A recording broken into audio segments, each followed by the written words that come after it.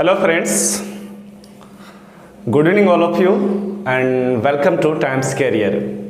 आई hope कि आप लोग अच्छे होंगे और आप लोग की जो तैयारी है वो बहुत ही अच्छी चल रही होगी। थंबनेल से आप लोगों को पता चल ही गए होंगे कि आज से हम लोग क्लास 12 फिजिक्स का मॉडर्न फिजिक्स का स्टडी करेंगे। और जैसा कि हम लोग जानते हैं कि मॉडर्न फिजिक्स में जो है 5 यूनिट्स है, जिसमें फर्स्ट यूनिट है dual nature of matter and radiation, द्रव्य एवं विकिरण की दैती प्रकृति। अब ड्यूल नेचर क्या है, ये सारी चीज हम लोग इस चैप्टर में पढ़ेंगे। मैटर क्या है, रेडिएशन क्या है, ये सारी चीज को हम लोग इस चैप्टर में स्टडी करेंगे। ठीक है, और ये जो ब्रांच है उसका नाम है मॉडर्न फिजिक्स। तो आप लोग सबसे पहले चैप्टर का नाम लिख लो, मॉडर्न फिजिक्स। मॉडर्न फिजिक्स आप लोग के नॉलेज के लिए मैं बता देना चाहता हूं कि मॉडर्न फिजिक्स का जो फादर है, फादर ऑफ मॉडर्न फिजिक्स, वो अल्बर्ट आइंस्टीन को कहा जाता है। अल्बर्ट आइंस्टीन को कहा जाता है। ठीक है, तो सबसे पहले कॉपी में इस ब्रांच को लिख ले, मॉडर्न फिजिक्स, आधुनिक भौतिकी। और मॉडर्न फिजिक्स का जो जनक है वो कौन है? अल्बर्ट आइंस्टीन है। और इसका जो फर्स्ट यूनिट है चैप्टर नंबर 1, तो फर्स्ट यूनिट का नाम है dual nature of matter and radiation. ये चैप्टर का नाम है dual nature of matter and radiation. द्रव्य, द्रव्य मतलब क्या होता है? पदार्थ होता है। एवं विकिरण, विकिरण की दैती प्रकृति। दैती मतलब होता है दो, प्रकृति का मतलब होता है नेचर। ठीक है, ये चैप्टर का नाम है। तो मॉडर्न फिजिक्स हम लोग का ब्रांच है, और मॉडर्न फिजिक्स का जो फर्स्ट यूनिट है वो क्या है? Dual nature of matter and radiation, द्रव्य एवं विकिरण की दैती प्रकृति। तो सबसे पहले आप सबसे ऊपर मॉडर्न फिजिक्स लिख दो, और उसका जो फादर है यानी मॉडर्न फिजिक्स का जो जनक कहा जाता है अल्बर्ट आइंस्टीन को कहा जाता है। और इसका जो फर्स्ट यूनिट है वो है dual nature of matter and radiation. अब है कि चैप्टर को स्टार्ट करने से पहले हम लोग प्रकाश के बारे में थोड़ा सा जानेंगे कि प्रकाश का जो सबसे पहले जो कंसेप्ट दिया था वो रेने दा कार्ते ने दिया था 1637 ईस्वी में। लेकिन इस बंदे ने क्या किया? लिखित नहीं दिया, ओरल दिया था, जिसके कारण वैज्ञानिक ने इसकी बातों को ऑथेंटिक नहीं माना। क्योंकि कोई भी चीज एक लिखित वेरिफिकेशन होता है और ओरल जो होता है, मौखिक जो होता है, वो वेरीफाइड नहीं होता है। उसके बाद जो है प्रकाश के बारे में सर्वप्रथम 1685 ईस्वी में न्यूटन ने कॉर्पुस्कुलर थ्योरी दिया।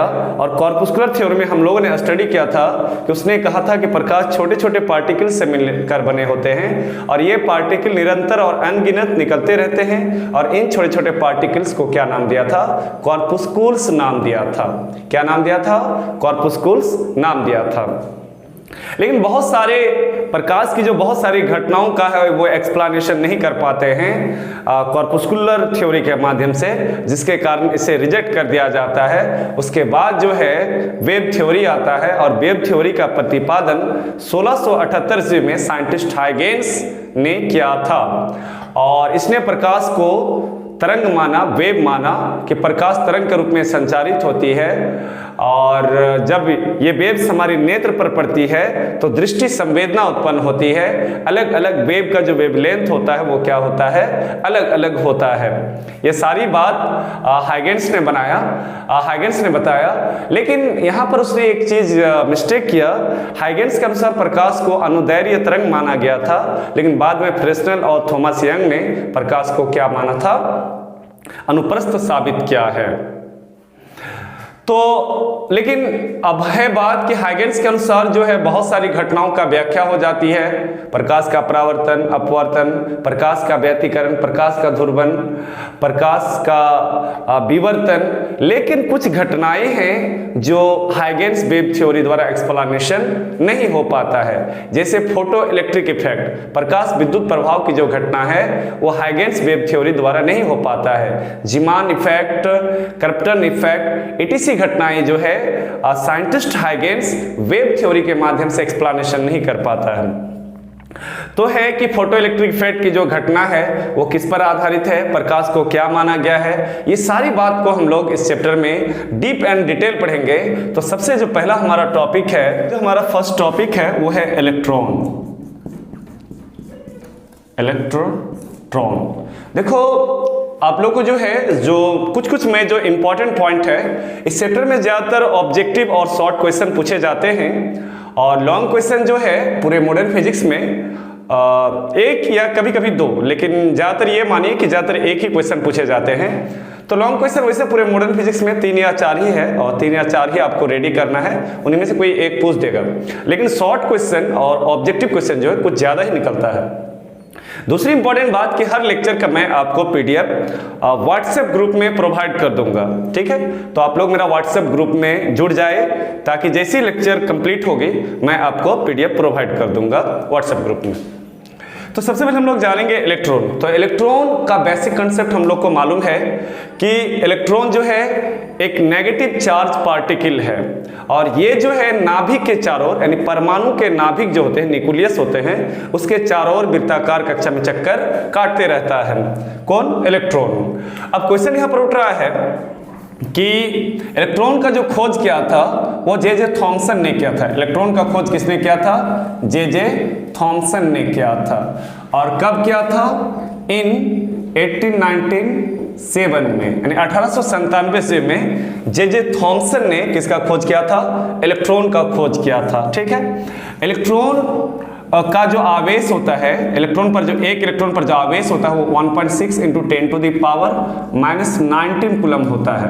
तो ये आप लोग को मालूम ही होगा कि इलेक्ट्रॉन पर जो चार्ज होता है वो कितना होता है? 1.6 × 10⁻⁻19 कूलम होता है। अच्छा, इलेक्ट्रॉन के जो चार्ज का खोज किया था, यानी इलेक्ट्रॉन का जो आवेश का खोज किया था, वो एक वैज्ञानिक था जिसका नाम था R.A. मिलिकन। क्या नाम था वैज्ञानिक का? R.A. मिलिकन था। याद रखना है कि इलेक्ट्रॉन का जो आवेश का खोज किया था वो किसने किया था? R.A. मिलिकन ने किया था। और इलेक्ट्रॉन का जो खोज किया था वो जे थॉमसन ने किया था 1897 में। अब है कि एक, चूंकि इलेक्ट्रॉन तो पार्टिकल है, कण है, ठीक है, तो इलेक्ट्रॉन का जो मास होता है, मास ऑफ इलेक्ट्रॉन, एक इलेक्ट्रॉन पर जो मास होता है वो 9.1 ×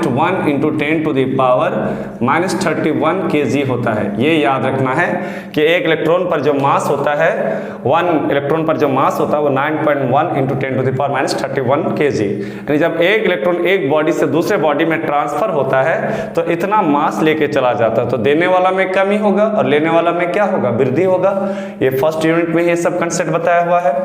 अच्छा, यहाँ पर एक चीज आप लोग को ध्यान रखना है कि चार्ज और मास का जो अनुपात होता है ना, यानी चार्ज और मास का जो अनुपात होता है उसे बोलते हैं विशिष्ट आवेश।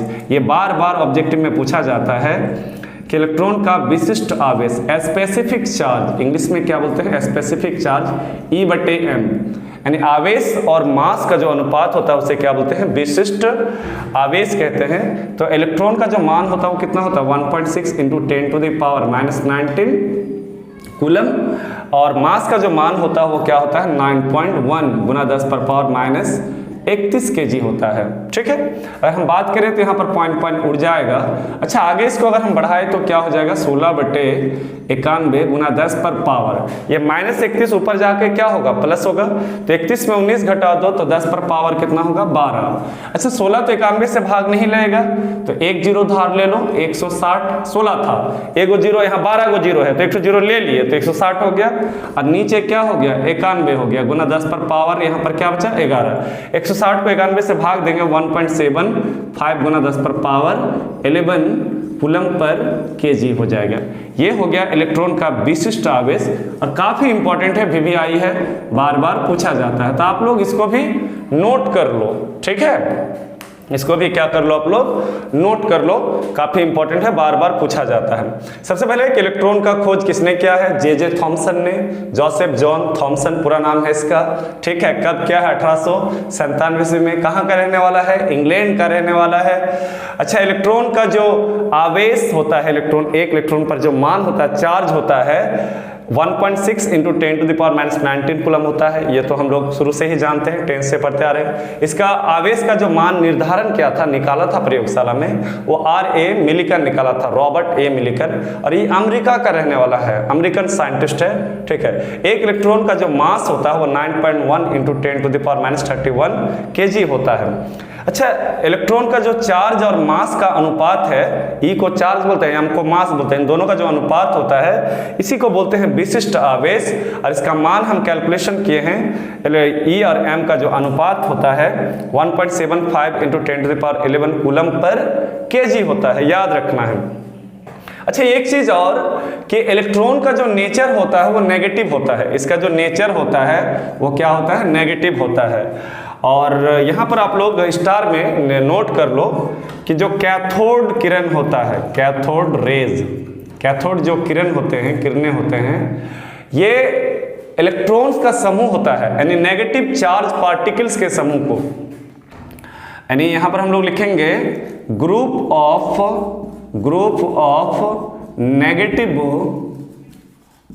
नेगेटिव चार्ज्ड पार्टिकल्स, ऋणात्मक आवेशित पार्टिकल्स कर दो, आवेशित कणों की समूह, ठीक है। तो ये भी इंपॉर्टेंट है, बार बार ऑब्जेक्टिव में पूछा जाता है कि ऋणात्मक आवेशित कणों की समूह को क्या बोलते हैं, कैथोड रेज कहते हैं। Group of negative charge particles, group of negative charge particles, ठीक है, और उसी को समूह को क्या बोलते हैं, कैथोड रेज कहा जाता है। अच्छा, एक बात याद रखना है कि नेगेटिव चार्ज पार्टिकल कौन होता है, इलेक्ट्रॉन्स होता है। तो हो सके आपको ऑब्जेक्टिव में ये भी पूछ सकता है कि इलेक्ट्रॉन्स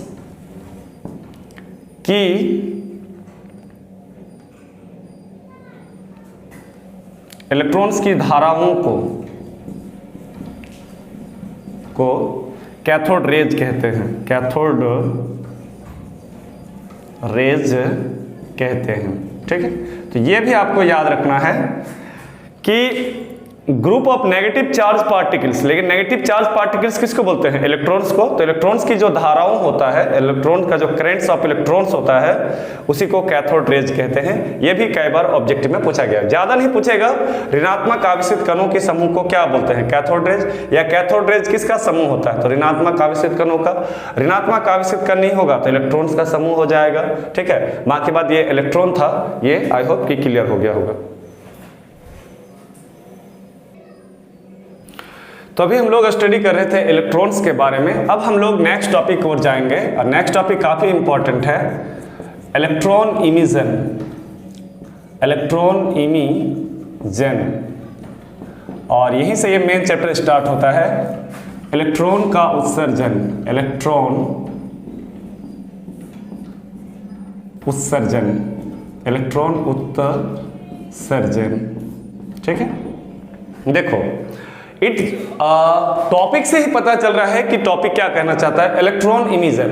इलेक्ट्रॉन यानी चार्ज पार्टिकल, और इमिजन का मतलब होता है उत्सर्जित करना, बाहर निकालना।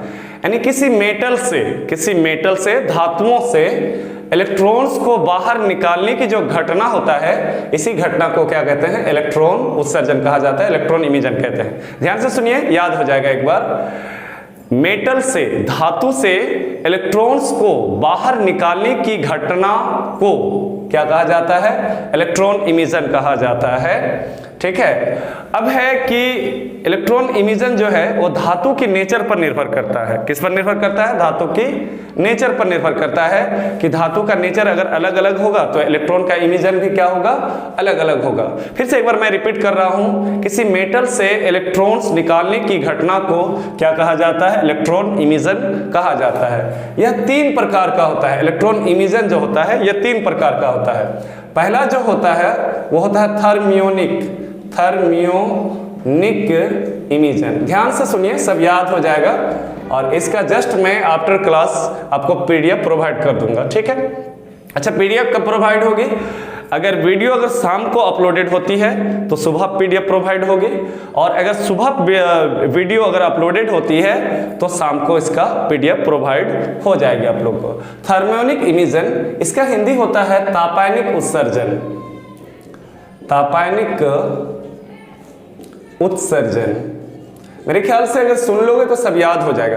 थर्मियोनिक इमिजन क्या होता है कि इसके द्वारा भी इलेक्ट्रॉन का उत्सर्जन किया जाता है, लेकिन इसमें टेम्परेचर का प्रयोग किया जाता है। आप लोग देखे होंगे कि लोहा का धातु को अगर एक साइड को गर्म करते हैं तो धीरे धीरे दूसरा साइड क्या हो जाता है? गर्म हो जाता है, ठीक है। इससे होता क्या है कि जो फ्री इलेक्ट्रॉन्स है वो मेटल में रोटेट करते रहते हैं, यानी गति मूव करते रहते हैं, एक छोर से दूसरे छोर गति करते रहते हैं। तो जब किसी मेटल का एक साइड को गर्म की जाती है तो फ्री इलेक्ट्रॉन्स उष्मा ऊर्जा यानी थर्मल एनर्जी को पाकर वो मेटल सरफेस से बाहर निकलने लगती है, और इस घटना को ही क्या कहा जाता है?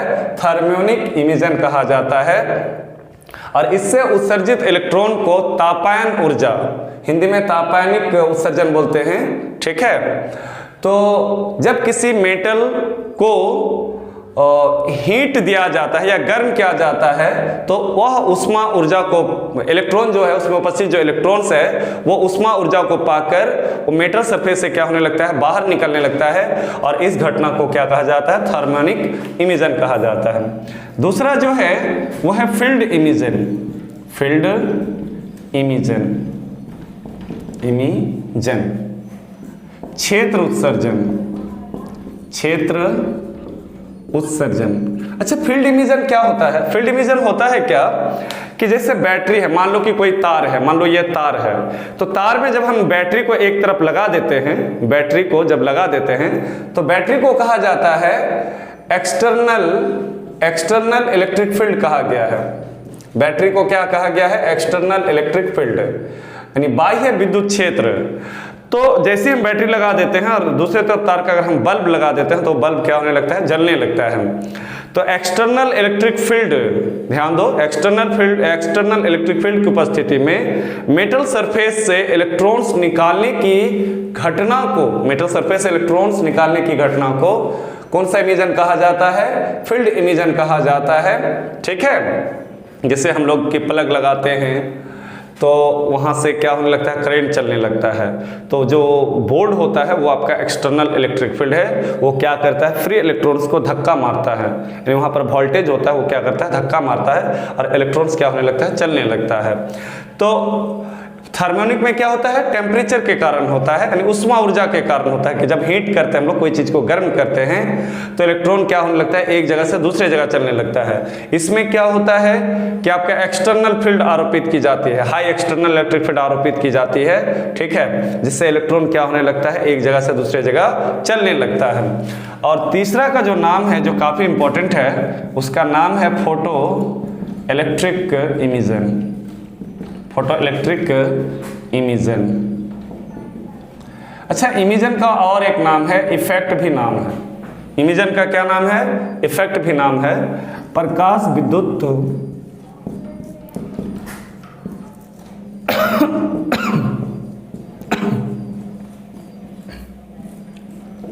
या प्रभाव भी कहा जाता है। इमिजन उत्सर्जन को प्रभाव भी कहा जाता है, ठीक है। ध्यान से सुनो। अब मान लो कि ये मेटल है, कोई क्या है? मेटल है। तो यहाँ पर मान लो फ्री इलेक्ट्रॉन्स हैं, तो जैसे ही लाइट आपतित होती है तो ये मेटल सरफेस से जो फ्री इलेक्ट्रॉन्स है वो क्या होने लगते हैं? बाहर निकलने लगते हैं। तो जब हाई फ्रीक्वेंसी की लाइट, हाई फ्रीक्वेंसी, हाई मतलब क्या होता है? उच्च, और फ्रीक्वेंसी मतलब क्या होता है? आवृत्ति। तो जब हाई फ्रीक्वेंसी की लाइट किसी मेटल पर आपतित होती है तो उससे इलेक्ट्रॉन्स क्या होने लगते हैं? बाहर निकलने लगता है, और इस घटना को ही फोटो इलेक्ट्रिक इमिजन या फोटो इलेक्ट्रिक इफेक्ट, हिंदी में कहते हैं प्रकाश विद्युत उत्सर्जन या प्रभाव कहा जाता है। यह काफी इंपॉर्टेंट है और बार बार पूछता है। और सच बताऊं तो ये जो चैप्टर हम लोग का चल रहा है, dual nature of matter and radiation, इसी टॉपिक पर आधारित है। कौन सी टॉपिक पर? फोटो इलेक्ट्रिक इमिजन या इफेक्ट, प्रकाश विद्युत उत्सर्जन या प्रभाव। यानी जब लाइट, हाई फ्रीक्वेंसी का लाइट, प्रकाश किसी मेटल सरफेस पर आपतित होती है, तो आपतित का मतलब क्या होता है जी? गिरना। यानी आती है, किस पर आती है? मेटल पर आती है। तुम लोग देखा होगा, सोलर सेल देखा होगा, सोलर लाइट देखा होगा। सोलर सेल में, सोलर लाइट में क्या होता है कि वो प्रकाश जब आती है तो वहां से इलेक्ट्रॉन्स, मेटल सरफेस जो आप देखे होंगे, जो सोलर सेल देखे हैं, वहां से इलेक्ट्रॉन क्या होता है? बैटरी में चला जाता है, बैटरी में जाकर स्टोर हो जाता है। ठीक है। और जब हम लोग फिर उसको बल्ब जलाने में, फैन चलाने में, मोबाइल चार्ज करने में और बहुत सारी चीजों में यूज करते हैं। ठीक है। तो आई होप कि ये सब बात हम लोग समझ गए कि ध्यान से सुनो, एक बार याद हो जाएगा, ये काफी इंपॉर्टेंट है कि जब हाई फ्रीक्वेंसी की लाइट किसी मेटल सरफेस पर आपतित होती है तो मेटल सरफेस से इलेक्ट्रॉन्स का उत्सर्जन होने लगता है। इस घटना को ही फोटो इलेक्ट्रिक इफेक्ट या इमिजन कहा जाता है। और उत्सर्जित इलेक्ट्रॉन, इससे जो उत्सर्जित इलेक्ट्रॉन्स है उसे फोटो इलेक्ट्रॉन्स कहते हैं, फोटो इलेक्ट्रॉन्स कहते हैं। और जो करंट होता है उसे फोटो इलेक्ट्रिक करंट कहते हैं, फोटो इलेक्ट्रिक करंट कहते हैं, फोटो इलेक्ट्रिक क्या कहते हैं? करंट कहते हैं। ठीक है। फोटो इलेक्ट्रिक करंट कहते हैं और उत्सर्जित इलेक्ट्रॉन्स को फोटो इलेक्ट्रॉन्स कहा जाता है। और ये जो घटना है उसे क्या बोलते हैं? फोटो इलेक्ट्रिक इमिजन कहते हैं। और जो करंट होता है उसे फोटो इलेक्ट्रिक करंट कहते हैं। और जो इलेक्ट्रॉन्स होते हैं वो तो क्या होता है? Photo electrons. अच्छा, फोटो इलेक्ट्रिक इफेक्ट का जो खोज किया था वो साइंटिस्ट हर्ज ने किया था। किसने किया था? हर्ज ने किया था। और 1887 में किया था। कब किया था? 1887 में किया था। तो ये सारी चीज को हम लोग जो है,